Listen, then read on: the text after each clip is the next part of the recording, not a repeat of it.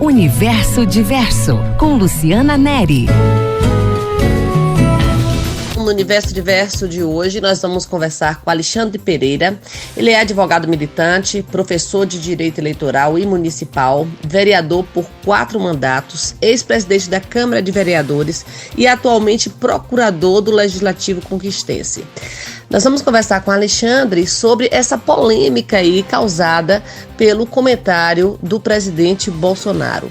Alexandre, foi realmente ilegal? É uma coisa grave isso que aconteceu com o presidente? Bom dia, Luciana. Bom dia a toda a equipe do Redação Brasil. Grande prazer, mais uma vez, falar nesse programa que tanto serviço tem prestado à nossa comunidade. Pois bem, o ato do senhor presidente da República, ele é mais que legal. Ele é um ato inconstitucional. E digo isso porque a atitude do senhor presidente da República de convocar, mediante mensagens de WhatsApp, apoiadores, simpatizantes seus, a fazer manifestações contra o poder legislativo, contra o poder judiciário, na verdade atenta contra o Estado Democrático de Direito proclamado no artigo 1º da Constituição da República Federativa do Brasil. Mais que isso, atenta contra um dos princípios fundamentais do regime democrático de direito, que é a separação dos poderes, sobretudo no que se refere à garantia da independência e da harmonia entre os poderes. Afronta ainda mais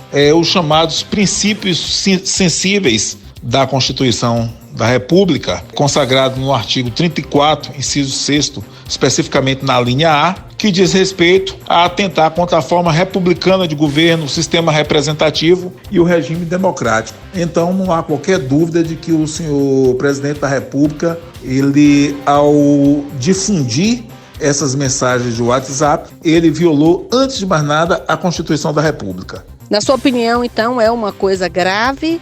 E quais as implicações que isso pode ter para o futuro do presidente?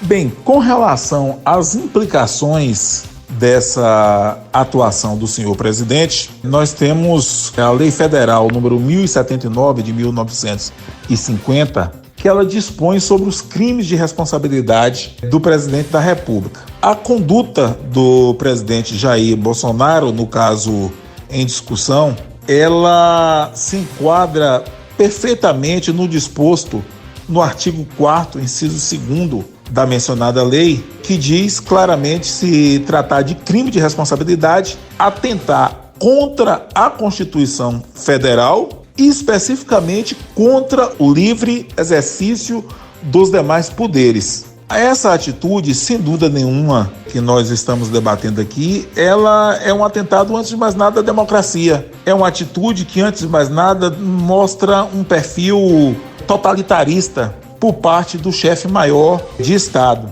E a conduta é tão grave que a própria Lei 1079, ela dispõe que os crimes de responsabilidades, ainda que tentados, sujeitam o chefe do Poder Executivo Federal ao afastamento, à perda do mandato de forma mais direta. Aí se discute, não, mas foi apenas uma mensagem de WhatsApp, uma mensagem, ele não se manifestou na condição de presidente da República, era uma mensagem entre amigos. De fato, não dá para fazer essa distinção.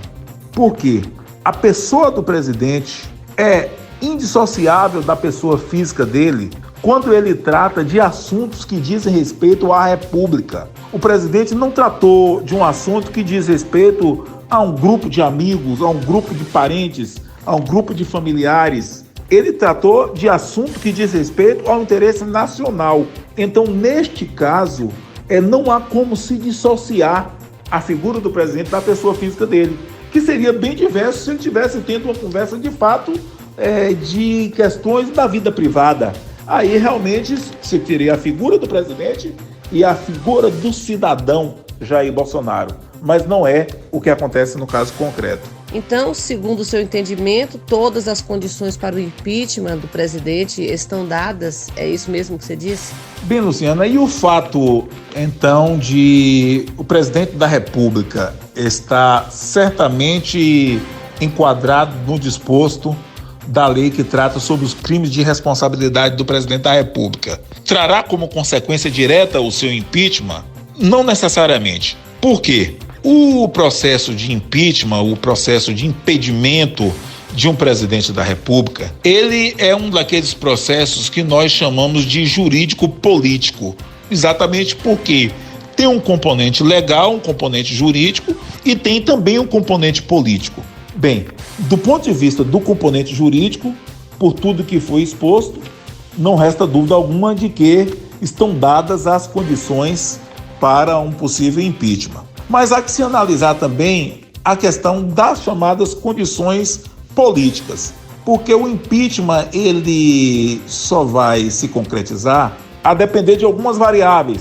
Por exemplo, apoio popular ou não, o tamanho da base parlamentar que o presidente da República tenha para barrar a denúncia na Câmara, num primeiro momento, e, se for o caso, já no momento do julgamento, no Senado da República. Outro aspecto que certamente se debaterá e levará em consideração nesse momento é que o país saiu de um recente e traumático processo de impeachment.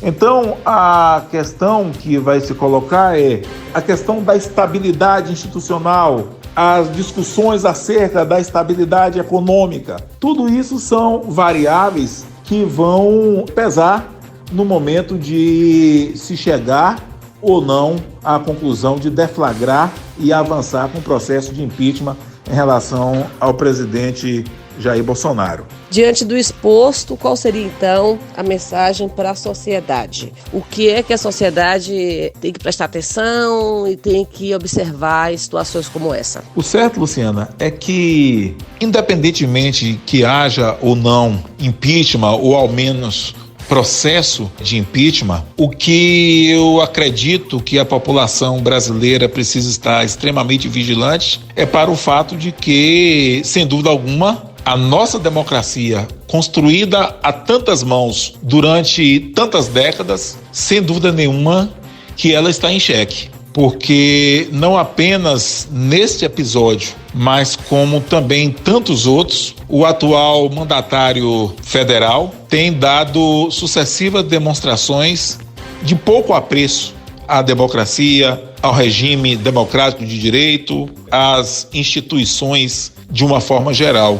E isso preocupa por demais porque esses valores não são valores de direita e de esquerda. Nós certamente temos muitos quadros, muitas pessoas de direita, de centro e de esquerda que defendem e apoiam a democracia, como também temos outras tantas de centro, de direita e de esquerda que são defensores do totalitarismo, do arbítrio, que o atual estágio da nossa sociedade não pode aceitar tamanho retrocesso. Então, é preciso que a população brasileira reflita de forma bastante serena sobre essa questão, porque realmente eu não sei onde nós podemos parar. A sensação que eu tenho é que o presidente ele faz determinadas colocações, tem determinadas iniciativas, como se estivesse testando a reação popular, testando a reação da imprensa, testando a reação dos demais poderes. E isso, de fato, é algo que preocupa muito.